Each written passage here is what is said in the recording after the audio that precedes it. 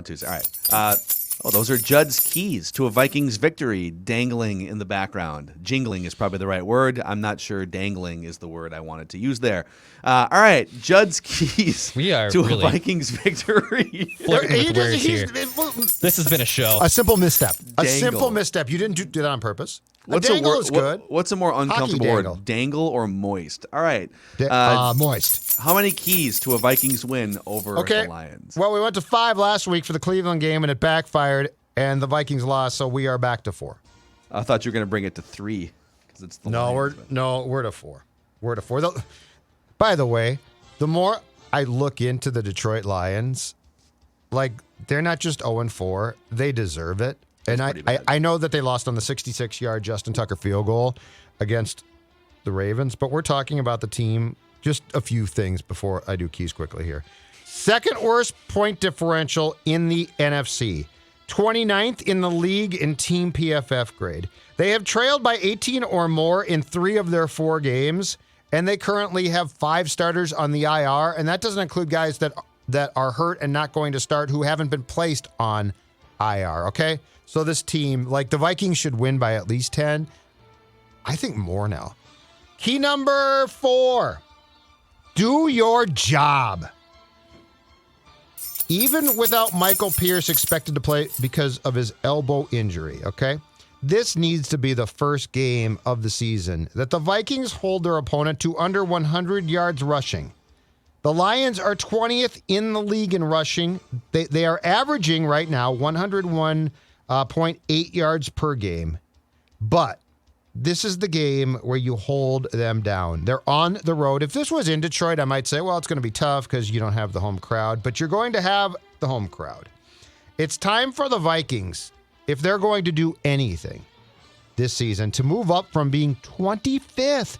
They're 25th in the National Football League in rushing defense. They're giving up 135.5 yards per game, which, by the way, is one place behind the Lions, who are giving up 132.8 yards per game. Do your job, run defense. I don't care if Pierce is playing. Do your damn job. Yeah, and it's even worse when you go yards per rush allowed. It's 4.8, which I think is 28th in the league. So it's been bad, and I don't want to hear Mike Zimmer with this. You guys just go by the stats. I mean, if you really watch, I think we saw a lot of gashing there in the second half. Yes, of that last game. Exactly right.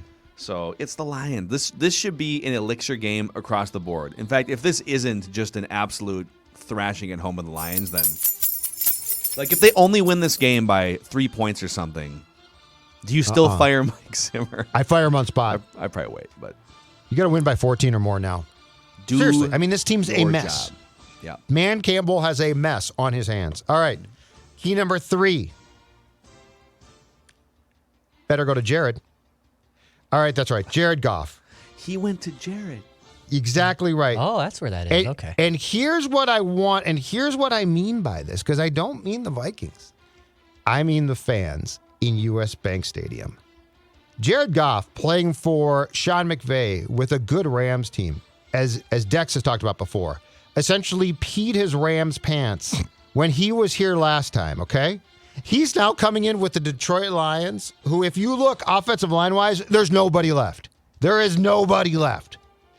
Jared Goff can be thrown off entirely, in my opinion, just to start the game, by the noise and the fans.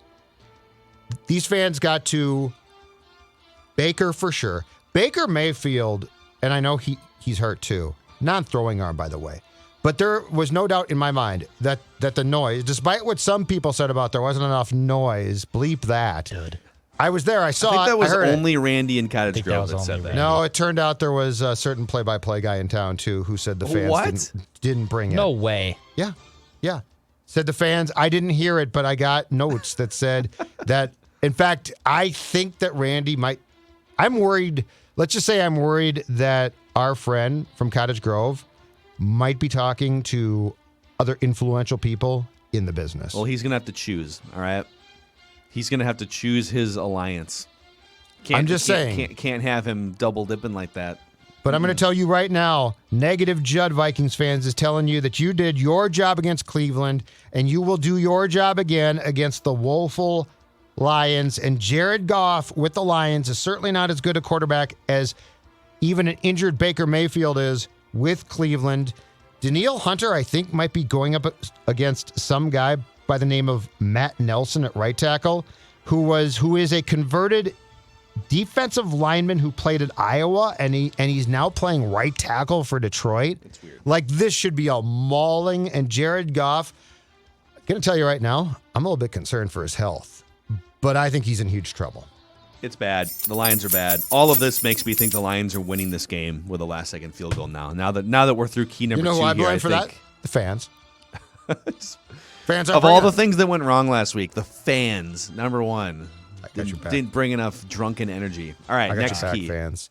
Key number 2. It's time for a change. That's right.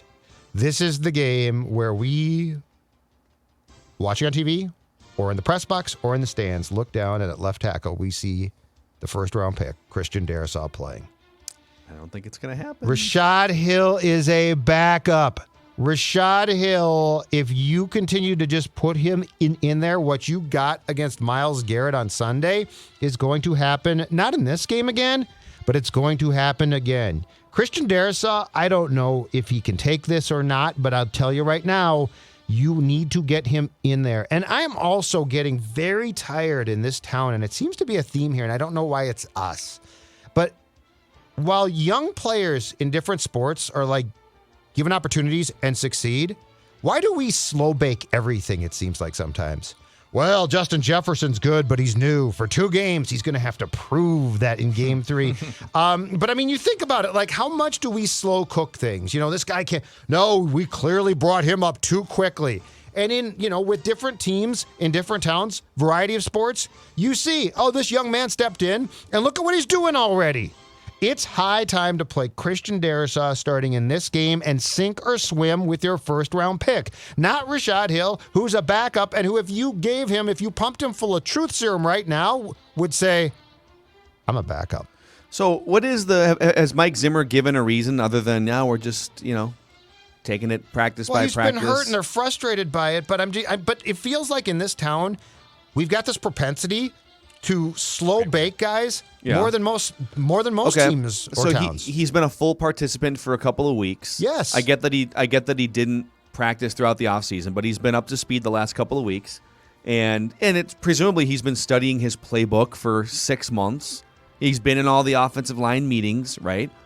So, you're not going to get full padded practices or preseason games. So I guess my question is, if you don't, I could see if it was preseason, you're like, we'd like to get a couple full padded practices and a preseason game under his belt, but like those aren't happening. Definitely. So are you waiting? Like, why wait till week 8? I don't know. And it's Detroit. Give him the opportunity against Detroit. Super Bowl? This is Detroit. Yeah, I don't know. I get it. They're trying to protect the guy but like Rashad Hill needs protection. Exactly. In fact, insurance. He needs insurance. Damn it. He should call Federated Mutual Insurance Company. Actually, it's coincidental because the theme of the week here at Federated is fire prevention and making sure that you have a plan in place with your employees, with your building, that if there's a fire in the kitchen, if there's a fire in the pocket, that you've got risk management plans and structure in place to protect your bottom line, to protect your employees. Find out more at federatedinsurance.com. And remember, at Federated, it's our business to protect yours. All right. Play Christian Darrisaw. That is time for a change. Key number 2. Key number 1. Captain Kirk emerges.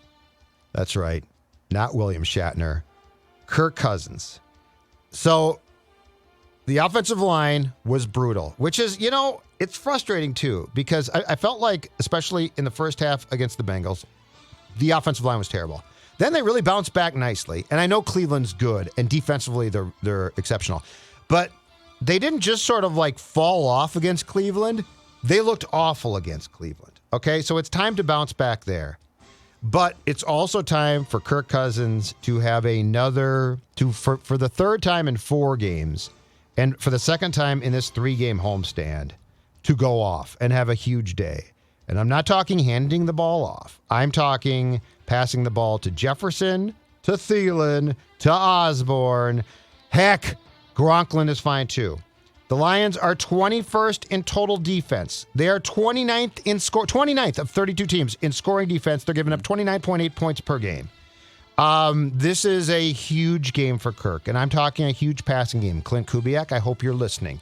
And so I don't want the script to be good. Oh, the script. Look at how the script. Okay, screw the script. I want the entire game to be good, and I want you to put on an aerial show that will cause the fans to erupt and send Man Campbell to his knees with no kneecaps because he's so devastated by what he's seen. This is a game in which Kirk Cousins should be 1,000% set up to succeed, and really there is no excuse why the Vikings don't win this game by a minimum of 14 points. This feels traditionally... I would say there's two variations of this game. Variation one happens 90% of the time. Kirk Cousins comes out. He throws for 3 touchdowns, no interceptions, 280-plus yards, whatever it is. The Vikings roll. Right? The Vikings score 31 points offensively, and they win this game handily, 31-13 or something like that. Right? Like that variation happens 90% of the time. The other 10%, we've seen a couple times. It's the Buffalo Bills coming to U.S. Bank Stadium. It's the Indianapolis Colts when they were terrible. Like, oh boy, there is that 10% where, or the Falcons last season, a terrible team, but they did have Matt Ryan. So, and Kirk just short circuits and throws a couple interceptions that he shouldn't early, and then the defensive line starts to get some pressure, and Rashad Hill's bad. Like, I'm just saying, like there is. We've seen that play before 2 or 3 times in the Kirk Cousins era. If they pull that stunt, which is a disgusting, gross, robbing the ticket buying public stunt, write this down. Mike Zimmer will be fired at the bye week because I think he gets through. Is this a conditional prediction on the if record? they lose, well, I don't want to sabotage your prediction. It's an official prediction. Hey, look, your prediction was wrong. Boone's going to tell us. Don't you dare come at me for having a factual right. I bring class to the show. It is an official prediction. If the Vikings lose, Mike gets fired. I don't think he gets fired right after, but during the bye week, he's gone for sure. So if the Vikings lose, Mike Zimmer will be fired before the Vikings play their next game out of the bye. That's the best way to put it because I don't know the exact time before the Dallas game. Yep. Before the Dallas game, Mike will be fired. If they lose this game, yeah, he's gone. Because Phil's right. It'll be a give-up game. If they roll over that badly, you can write that down. He's gone. Okay. Because Phil, the Colts game, the Falcons game, and the Buffalo game were gross. Like, you're watching that and you're like, what are they doing? I don't think that's going to happen, but... I don't either. Oof. I'm telling you, I think they win. Yep. And I think they win handily, actually. There they are, Judd's keys to a Vikings victory over the Detroit Lions. Don't forget, right after the game is over, Vikings Vent Line, the most fan-friendly and interactive show in Minnesota sports. We're there for you as therapists, or we're there as the organizers of the party, depending on. I don't think it's going to be a party if they win, though. Like, it'll be a fun show, but like they should win the game, so it's not going to be like when they beat the Seahawks, for instance. But, yeah, I feel like we'll just shake hands, but that's it. Act like we've been there before. No champagne. Vikings Vent Line on the Purple Daily YouTube channel. Check us out, too, on the SKOR North app. It's a central hub for everything we do here, including Judd's written work. We'll see you guys next time on Mackie and Judd.